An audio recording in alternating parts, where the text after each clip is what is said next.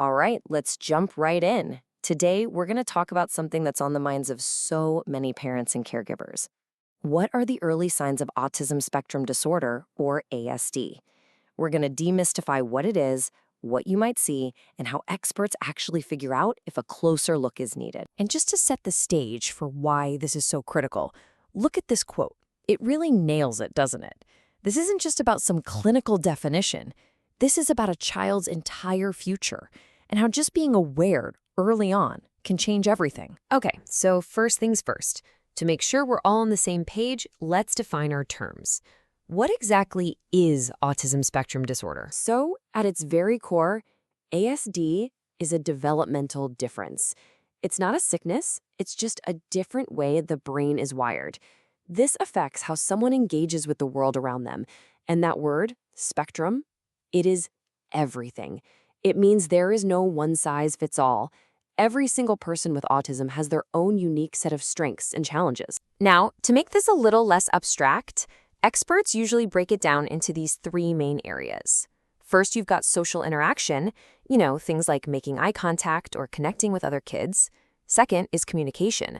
That could be anything from a delay in learning to talk to not quite getting sarcasm or jokes. And third, you have behaviors and interests, like repetitive motions or really needing things to stay the same.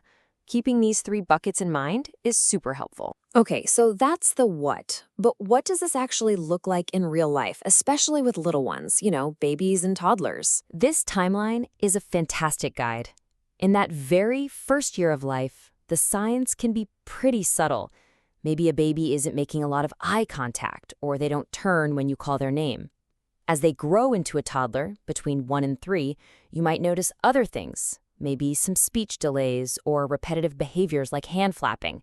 Or maybe they have a really hard time with pretend games. Now, it's so important to remember, these are just guideposts. They're flags to start a conversation, not a conclusion. So let's say a parent or a pediatrician has some of these concerns based on their observations. What happens next? How do we go from just a hunch to something more concrete? Well, this is where the experts pull out their toolkit. Here are two of the big ones you'll hear about. On the left, we've got the MCHAT. It's a pretty quick 23-question checklist for parents of toddlers. Think of it as a first pass. Then on the right, there's the ABC, the Autism Behavior Checklist. It's longer and for a bigger age range. And notice the key difference in what they're for. The MCHAT is really just a flag of suspicion. The ABC goes a bit further and can actually help figure out what kind of support a child might need in school. All right, so you've got this checklist, right? A parent or a teacher fills it out. But how does that piece of paper actually become, useful information for a professional? It's a great question, isn't it? How does a bunch of yes or no answers turn into a clear signal that says, hey, we should probably look a little closer here? It's not just a simple tally. There's a real science to it. Okay, look at this number, 39. Just 39. Seems totally random, right? Out of the blue. But believe it or not, in the world of screening for ASD, this number is a huge deal. What on earth could it mean? Well, that mystery number comes from a major study in Turkey that was looking at the ABC checklist we just mentioned. And that number represents something called a cutoff score. Think of it like this. A cutoff score is basically a line in the sand. In that Turkish study, if a kid scored a 39 or higher on the ABC checklist, it was a signal. It was a flag. It did not mean the child had autism. Not at all. It's more like a yellow light. It just tells the professionals, hey, maybe we should slow down and take a closer look here. It's a signpost, not a destination. But that brings up a really fascinating point. Just how consistent are these scores? I mean, does it matter who's filling out the form? You bet it does. And the research on this is pretty eye-opening. So check this out. This chart from that same study is incredible. When you had two teachers rate the same child, their scores were super consistent, almost identical, a correlation of 0.86. But look what happens when you compare a teacher's rating with a parent's rating for the exact same child. The agreement drops a lot, all the way down to 0.59. So what gives? Well, the researchers had a brilliant explanation. It's not about who's right or who's wrong. It is all about context. Think about it. A teacher sees a kid in a very structured classroom with dozens of other kids their age.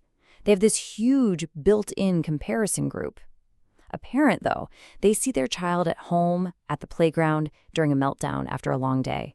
Totally different, much more unstructured situations. Both of those perspectives are valid, and both are incredibly valuable.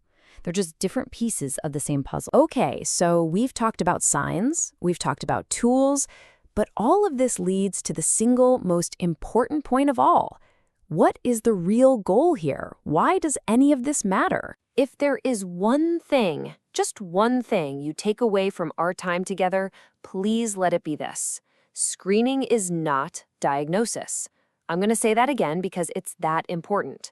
Screening is not a diagnosis. These tools, their only job is to raise a little flag, to say, hey, there might be a suspicion here that's worth looking into. They are the starting line, not the finish line. So if you are a parent and you have that little knot of concern in your stomach, the path forward is actually pretty clear and empowering. Step 1, observe. Just start jotting down some notes. Step 2, consult. Take those notes and your concerns and talk to your pediatrician or a child specialist. And step 3, get informed. Seek out good, reliable information from trusted professionals. And that really brings us home. You know, the goal of this whole process, it's not to stick a label on a child. It's about getting answers. It's about understanding the amazing, unique person you love so you can give them the best possible support to thrive. So maybe the first question isn't, does my child have autism? Maybe the first and most important question is, what's the next step I can take to help my child? And that's a question always worth asking.